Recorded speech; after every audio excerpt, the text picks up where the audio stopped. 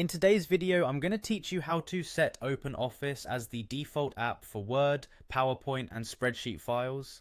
Setting OpenOffice as your default application can streamline your workflow if you frequently use these programs for document editing or presentations.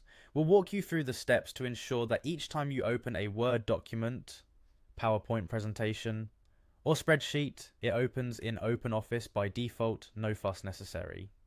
First things first, you'll need to have OpenOffice installed on your computer. If you haven't done so yet, make sure to download and install it from the official website.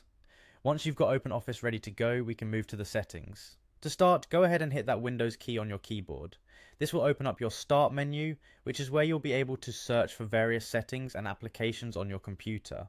In the search bar, type in Default Apps. You'll see a list of options appear and you should select the Default Apps option. This brings you to a page where we can adjust which applications your computer uses for various functions. With that page open, you'll want to scroll down to the bottom where it says Set Defaults by App. Clicking here will let you manage default settings for specific applications. It's a handy spot when you have multiple programs that can handle the same file types and you want to choose one as your go-to. Next, you'll be looking to scroll down until you find Microsoft PowerPoint on the list.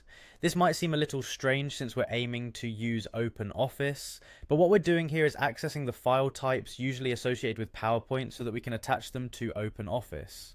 Once you've located PowerPoint, click on it, then choose Manage. This new screen might look a bit intimidating, but don't worry.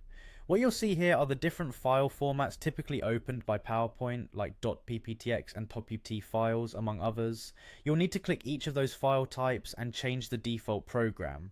In this case, click on the current default application and select OpenOffice from the list that appears. Now that you've set OpenOffice as the default for PowerPoint files, you can repeat this process for Word and Excel files.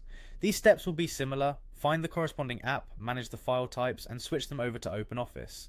And there you have it. From now on, when you double click on these types of files, OpenOffice will automatically open them for you, saving you time and keeping your workflow efficient. If at any point you decide to switch back or try another app as your default, just follow these steps again to make the change. Happy editing, and enjoy the seamless experience of having OpenOffice as your default.